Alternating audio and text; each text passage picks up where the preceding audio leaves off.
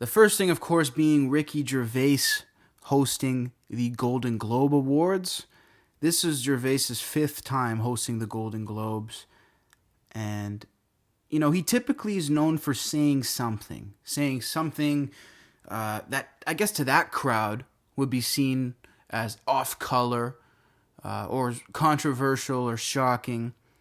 But this time he sort of went for the jugular, and he made that sort of the core of his monologue, especially the opening monologue for the Golden Globes. And this was curious for me because I'm typically not crazy about there's certain celebrities who have a shtick, and their shtick is sort of the celebrity that hates Hollywood. And I've never been crazy about that sort of act, if you will, because all of those people are usually multimillionaires who live in the same gated communities as all of the people in which they're persecuting, and typically enjoy the same sort of lifestyles and same luxuries as they do.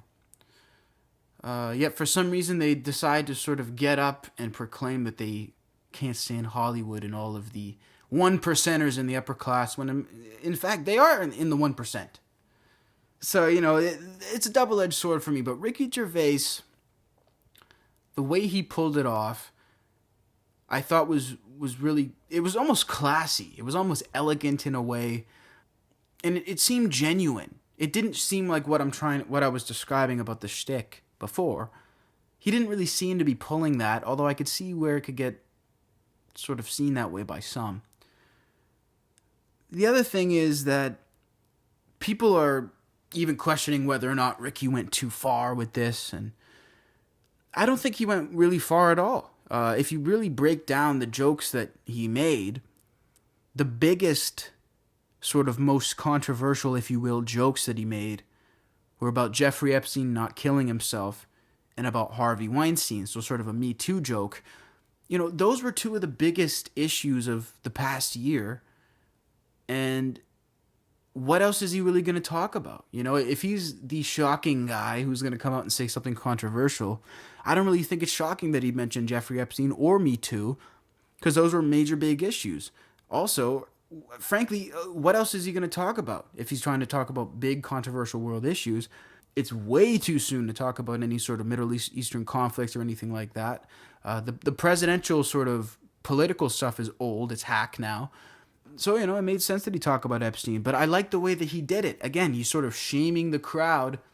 Like, fuck you, don't boo me. You covered up for Harvey Weinstein. I didn't, so shut the fuck up. That's what he said to them. And so I like the way that he did it. He wasn't trying to set himself apart from the rich one percenters, as many of these people do. He was trying to set himself apart from the corrupt parts of Hollywood, the people in Hollywood that turn a blind eye to the world and act as if they're so perfect and they're so giving, which I think was nicely showcased by the Apple joke that he did, talking about sweatshops, how Apple's supposed to be, they're making this TV show about how, they're supposed to be so great and caring, but they got, suicide nets outside of their offices, in China. And I liked how he used that to tie it in and say, listen, so if you win your award, you support all this stuff, just get up here, thank your God, thank your agent, and fuck off. That's what he said. I thought that was all right. I thought that was good.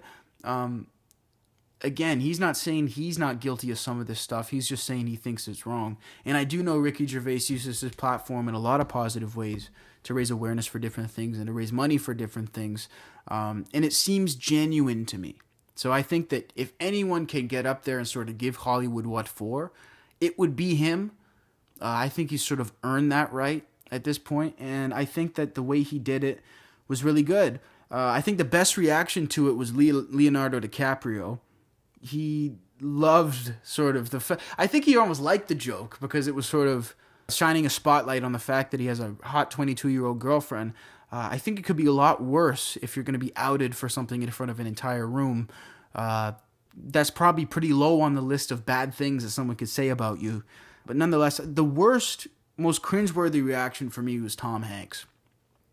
Tom Hanks, listen, for such a great actor, he should have learned how to act a little bit for this, because his facial reactions were so fake. He had this fake look of offense on his face. I don't know what it was, but the fake outrage was just ridiculous. And he was sort of trying to, his facial expression said to me, "Oh, this is such off-color humor at this gorgeous event. I didn't expect this. I'm Tom Hanks of Forrest Gump, and I don't approve of off-color humor. This is terrible." It's like, listen, can you do me a favor?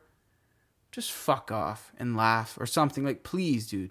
Because it was just, come on. Like, does this guy want me to believe he's some sort of a saint and that he's never heard a dirty... The jokes weren't even that dirty. They're just true.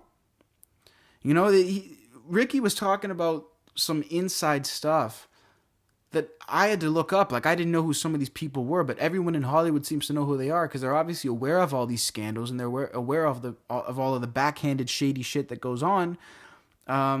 Otherwise, they wouldn't know these names and they wouldn't know all these things. So they know what's up. So I thought it was cool to sort of see him slap them on the fingers a bit. And I almost feel like it was a statement to say, hey, we all are very privileged. So let's just, be quiet right now. There's real shit going on. And the last thing that people need to hear from is really us.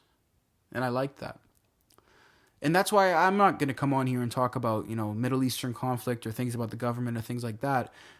Because who the fuck needs my hot take on that when there's fucking people dying? You know what I mean? If I'm going to give you a take, I'm going to give you a take on Ricky Gervais or the new Aussie video like I'm about to do. I'm not about to sit here and act like I know what's right for the world and for major countries and major conflicts to do. And I wish more people would shut up when it comes to that.